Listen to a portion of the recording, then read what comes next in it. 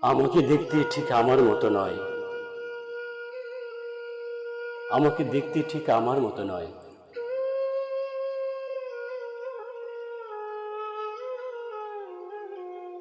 ওদের আমি বলেছিলাম, ওরা কেউ বিশ্বাস করেনি, তুমিও করনি। তাই একদিন সকালে আমি একটা বিরাট গাছ হয়ে নদীর ধারে দাঁড়িয়ে রইলাম।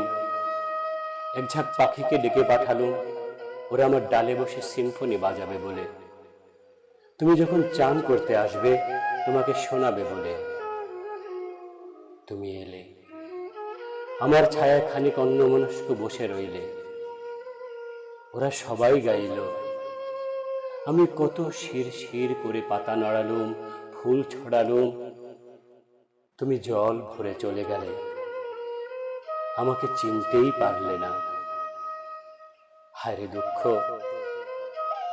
ওই যে আয়নার সামনে দাঁড়িয়ে চুল আঁচড়াচ্ছে, নিজেকে দেখছে, নাকের উপর একটা খিঁচানো কালো দাগকে ঘষে ঘষে তোলার চেষ্টা করছে। গোপের কয়েকটা পাকা চুলকে কাঁচি দিয়ে কেটে কেটে বয়সকে বাগিয়ে নেওয়ার চেষ্টা করছে। অনেকটা যে আমি নই এ কথা কাউকে বোঝাতে পারলাম না। তাই একদিন আমি একটা কালো চাদর হয়ে বিছানায় তোমার পায়ের কাছে পড়ে রইলাম। তোমার ঘুমন্ত পায়ে চুমু খেলো। ভোরের শিরশির হাওয়ায় যখন আমাকে তুমি বুকে টেনে এলে, তোমাকে জড়িয়ে জড়িয়ে কত আদর করলুম, খস খস করে কথা বললুম, তুমি টেরই পেলে না। তুমি তখন চোখ বুজিয়ে সেই লোকটার কথাই ভাবতে থাকলে, যে আয়নার সামনে দাঁড়িয়ে গোঁফ কাটে, চুল আঁচড়ায়, কপালে বয়সের লাঠির দাগকে পাউডার ঘষে মুছে ফেলে, স্থান কালের গণ্ডিতে বাধা থেকেও কালকে যে হারাবার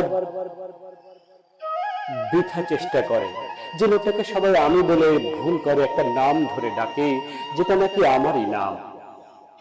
হায় রে কষ্ট। ইটালির জঙ্গল থেকে একটা গাছ কেটে তক্তা বানিয়ে একটা কাঠুরে স্ট্যারিবেরিয়াস বলে একটা লোককে বিক্রি করেছিল। স্ট্যারিবেরিয়াস সেটা কেটেও একটা বেহালা বানিয়ে পাগালিনী বলে একটা পাগলকে দিয়েছিল। লোকটা ছড়ির টান দিয়ে যখন সেটা বাজাতো, যে আদি রসের পুষ্টিতে ওই গাছটি বেঁচে ছিল, সেই রস রক্ত হয়ে ফোঁটা ফোঁটা ঝরে পড়ত। কিন্তু কেউ দেখতে পেত না। শুধু একটা লোক একটা বোতলে ভরে সেই রক্তটাকে মদ বলে বিক্রি করত। যেই সেটা খেত, সে আস্তে আস্তে একটা গাছ, গাছ থেকে তক্তা, তক্তা থেকে বেহালা বনে গিয়ে টান টান শিরার তারে বাধা হয়ে যেত। তোমাকে বলেছিলাম, তুমি বিশ্বাস করনি। তাই একদিন আমি চুপচাপ সেই মদ খেয়ে বেহালা বনে গিয়ে একটা বাক্সে লুকিয়ে রইলাম। তুমি যখন কনসার্ট শুনতে গেলে, আমি তখন ম্যানেজারের হাতে নানা সুরে নানা ভাবে হাসলুম, গাইলুম, কাঁদলুম। তুমি আমাকে বুঝতেই পারলে না, চিনতেই পারলে না। হায় রে ভ্রম। যে মানুষের মধ্যে আমি থাকি, তার খিদে পায়, ঘুম পায়, ব্যথা লাগে, কষ্ট হয়, বয়স বাড়ে, বৃদ্ধ হয়। তোমার নারী দেহের মধ্যে যে তুমি থাকো, তার চেয়ে বেশি করে তোমার দেহকে তার প্রয়োজন হয়। সে মানুষটার উপর আমার বড় মায়া। তাকে আমি সাবান মাখিয়ে স্নান করাই, খাওয়ার দিয়ে খিদে মিটাই, ভালো ভালো জামা কাপড় পরাই, সাজাই, গোছাই। তার আনন্দে আমি হাসি, তার ব্যর্থতায় ব্যথা পাই। কিন্তু তোমার মতো তাকে আমি কিছুতেই বোঝাতে পারলাম না যে সে আমি নই। তার মতো করে আমার জন্ম হয় না, মৃত্যু হয় না, বয়স বাড়ে না, বৃদ্ধ হই না। তার মতো করে আমার শরীরের আবরণ দিয়ে লজ্জা ঢাকতে হয় না। তার মতো করে আমার সময় ঘড়ির কাঁটায় ধরা পড়ে না। বছর মাস দিন দিয়ে গোনা যায় না, আমার কখনো শেষ হয় না। তার কারণ আমার কখনো শুরুই হয়নি। শুরু আর শেষের যে অঙ্ক, তার হিসেব আছে, সে আমার ধারাপাতেই নেই। কারণ আমার ধারাপাতি নেই। তবু তার সমাপ্তির আশঙ্কায় আমার বুক ধরফর করে।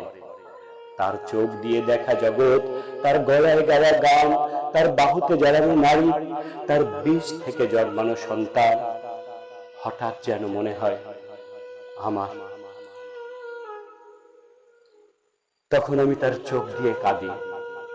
তারপর যখন মানুষটা ঘুমিয়ে পড়ে আমি উঠে বসি, ওকে দেখি। তারপর ধীরে ধীরে বিশ্বের সমস্ত আমিত্বের সঙ্গে একাকার হয়ে একটা জ্বলন্ত চেতনা হয়ে জ্বলতে থাকে। তখন বুঝতে পারি তোমার মধ্যে যে তুমি, সেও আমি ছাড়া কিছু নয়। কালহীন, অন্তহীন, ব্যক্তিহীন, আদিহীন, অর্থহীন প্রচন্ড প্রকাশ। কখনো গাছ, কখনো ফুল, কখনো কীট পতঙ্গ, পশু, নির্জীব সজীব জীব, জন্তু আর মানুষের নানা বিকাশ। আমি জানি তোমাকে বোঝানো যাচ্ছে না, তুমি ফেল ফেল করে চেয়ে আছো, কিন্তু আমার কি মুশকিল জানো, আমার কোনো ভাষাই নেই। ওই মানুষটার ভাষা দিয়ে আমাকে নিজেকে প্রকাশ করতে হয়, ওর সীমিত বুদ্ধি দিয়ে আমাকে ভাবতে হয়, ওর সীমিত পঞ্চ ইন্দ্রিয় 5টি শিকল দিয়ে আমি বাধা। কি করব বলো? তবু তোমাকে বোঝানো আমার ভীষণ প্রয়োজন, কারণ প্রথম অনিবার মতো আমি নিজেকে দুভাগে ভাগ করে তোমাকে সৃষ্টি করেছি, আমার আমিত্বকে তুমিত্বে পরিণত করেছি। বলতে পারো দ্বৈতবাদের মধ্যে দিয়ে অদ্বৈতের সাধনা করেছি। যুগ যুগ ধরে আমরা দুজনার পুষ্টি জুগিয়েছি, অনন্ত জীবনযাত্রাকে সম্ভব করেছি।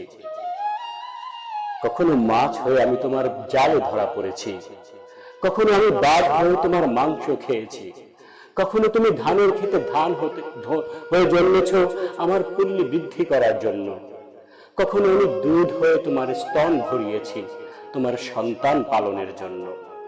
আমি তোমাকে বারবার ত্যাগ করে চলে গেছি, কখনো চৈতন্য হয়ে, কখনো বুদ্ধ হয়ে, তোমাকেই খুঁজে পাওয়ার জন্য, তোমার অর্থ বোঝার জন্য, আমার আমিত্বকে খুঁজে পাওয়ার জন্য। যুগ যুগ ধরে আমরা দুজনে দুজনকে ধ্বংস করে সৃষ্টি করেছি, সৃষ্টি করে ধ্বংস করেছি। এ কথা তোমাকে আমার বোঝানোর ভীষণ প্রয়োজন, কারণ আমি যেমন তোমাকে সৃষ্টি করেছি, তুমি তেমনি আমাকে সৃষ্টি করেছো। একথা না বুঝলে তোমার আমার একাকার হয়ে এক চৈতন্যে প্রথমে আমিবার মতো আত্মোপলব্ধি হবে না, হবে না,